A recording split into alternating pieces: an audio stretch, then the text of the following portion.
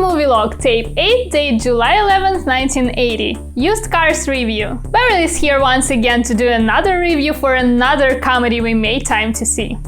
Time. So precious, so ungetbackable, or if put simply, just a heartless bitch. As you might have guessed, being one smart cookie, no Kurtz for today. He either loves his band so much or hates comedies, who knows? I don't. I'm not here to talk about that. I'm here to tell you about a movie we saw a couple of hours ago. That was a nice quiet screening, especially compared to the gigantic ones we've been to recently. Personally, I prefer 95 out of 100 seats to be empty when I'm going to the movies. I love silence. The vacuum of space is my favorite place to rest me bones. And it's not just silence, it's also a damn good view. Used Cars is a black comedy film. Black comedy is like a crazy uncle in the comedy family. He says whatever he wants, pokes fun at illnesses, makes jokes about death, but you just can't help but love him. Because he is part of the family, therefore deserves to exist. And let's be honest guys, most of his jokes are downright hilarious. If not, nobody forces you to visit him every weekend. There are lots of ways to group movies, by genre, by country, by age. And while most of the genres are distinctive, meaning they possess certain narrative elements, for instance, sci-fi typically deals with advanced technology.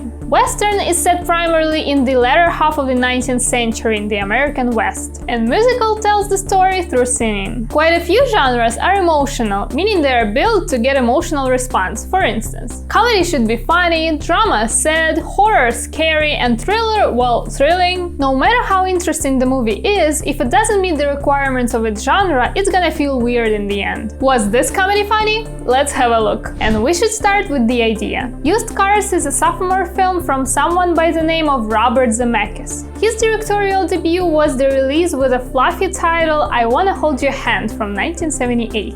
I haven't seen that one, and considering the one I saw, I'm not gonna. Used Cars stars the infinitely charismatic Kurt Russell, the guy you may know from Disney Family Trilogy. The computer wore tennis shoes from 1969, Now You See Him, Now You Don't from 1972, and The Strongest Man in the World from 1975. Used Cars is a movie about cars, which is funny because the last review I did was for Airplane, which is about planes. And by the way, let me tell ya, trust me, take it from me, Airplane is a much better film. So what the hell is Used Cars? Well, it's certainly not the movie I expected. And I do this a lot. I expect movies I never get. I thought it's gonna have interesting characters, stupid situations, funny misunderstandings, and lots of automobile puns. And mainly gonna be an engaging and lol film. And what did I get?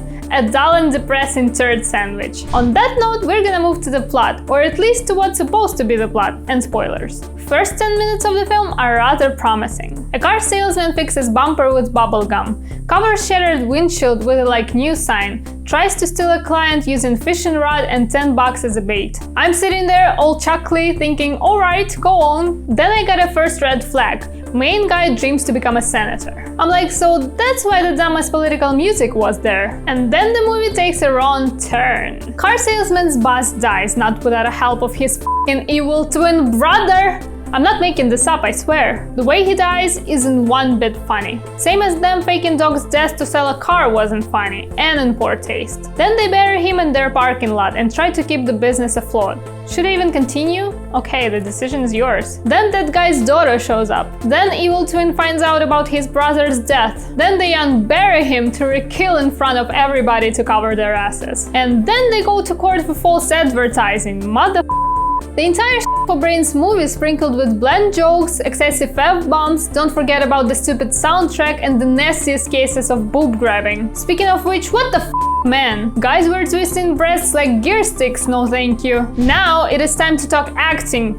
Schmacting. It was awful, it was annoying, it was over the drop top. The ladies' man is not convincing in the slightest. The mechanic doesn't know what to do, so he just yells and swears. And the girl, bitch, you call that crying? But no one was as terrible as the judge. The judge gives the most atrocious performance I've seen in years. He messed up every second he was on screen. Dude, you need a new job. Even Kurt Russell was meh, which is a rare thing. However, there was a tiny ray of hope in this named Peanuts. The dog did his job perfectly, but the scene where he brings screwdrivers really takes the cake. If the dog is the best actor in your film, then buddy, you need to try harder. Hi friends! Marshall Lucky here from New Deal Used Cars, where we're battling inflation not only by fighting high prices, not only by murdering high prices, but by blowing the living out of high prices. Next up is the visuals. It is not a $200 budget film, you can tell. They had an intention to destroy as much cars as possible, and they succeeded. And not just cars, during the fight in the middle of the runtime, they destroyed an entire office. But doesn't really matter with that screenplay and that acting. And finally the X Factor, which this flick has no interest in having. And now it's time to do the math. It gets 1 out of 2 for idea, only because of my love for cars. It gets 0 out of 2 for plot. The movie hits too many bumps in the road, causing itself to crash and burn. It gets 1 out of 2 for acting. Peanuts carries the entire cast on his back. It gets 1 out of 2 for visuals. Professional enough, but who cares? And it gets 0 out of 2 for X Factor. The hell are you talking about? Overall, it gets 3 out of 10 and turns out to be a stinky wheel of cheese. So that's it. In the end, I want to say that this film is an overly long, boring and humorous dumpster fire. Save your money, save your time, and stay away. I can't recommend it to movie lovers, I can't recommend it to car enthusiasts. If you love comedy, you can still catch Airplane in theaters. It's much shorter and much funnier. So yeah, here's my review, and I'm out.